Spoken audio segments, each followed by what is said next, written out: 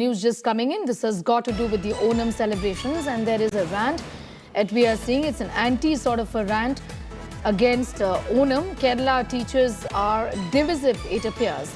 Lessons in hate in God's own country, with the teachers telling Muslim students shun Onam. Teacher Khadija says Onam celebration is un-Islamic.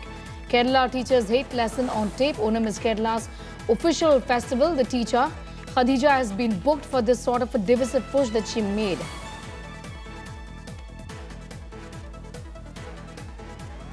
Onam എന്ന് പറയുന്നത് ഹിന്ദു മതസ്ഥരുടെ ആചാരമാണല്ലോ അല്ലേ?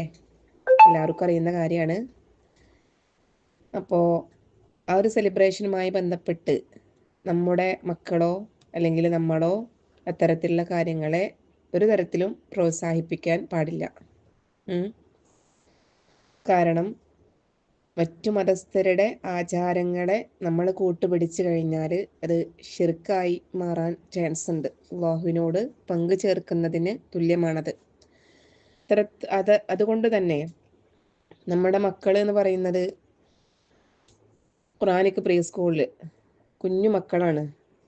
കുഞ്ഞിളന്നാവിൽ ഖുർആൻ മധുരം എന്നുള്ള ഒരു caption തന്നെ നമ്മുടെ മക്കളുടെ ഒരു തിബിയാൻ സിസ്റ്റത്തിലുണ്ട്.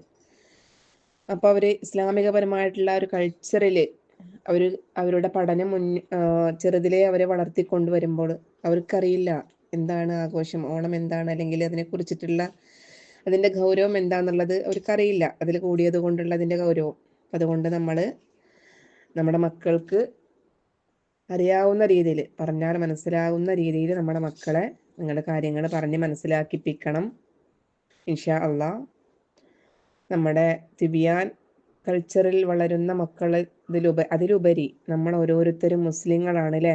ഇസ്ലാം മതം അനുശാസിക്കുന്ന കാര്യങ്ങൾ ഉൾക്കൊണ്ട് മുസ്ലിങ്ങളായി ഇസ്ലാം മതത്തെ മുറുകെ പിടിച്ചുകൊണ്ട് ജീവിക്കേണ്ടവരാണ് നാം ഓരോരുത്തരും. അതുകൊണ്ട് മറ്റു മതസ്ഥരുടെ ആചാരങ്ങളെ നമ്മൾ ഒരു തരത്തിലും നമ്മൾ അതിനോട് പങ്കുകൊള്ളാൻ പാടില്ല.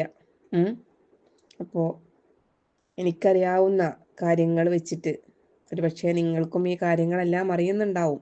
എങ്കിലും എനിക്ക് പറഞ്ഞു തരേണ്ട ഒരു കടമ എന്നിലുള്ളത് കൊണ്ട് തന്നെ ഇനി വരുന്ന ഓണം സെലിബ്രേഷന്, മറ്റു സെലിബ്രേഷനൊക്കെ ഉണ്ടാവുമല്ലോ, ക്രിസ്മസിനൊക്കെ.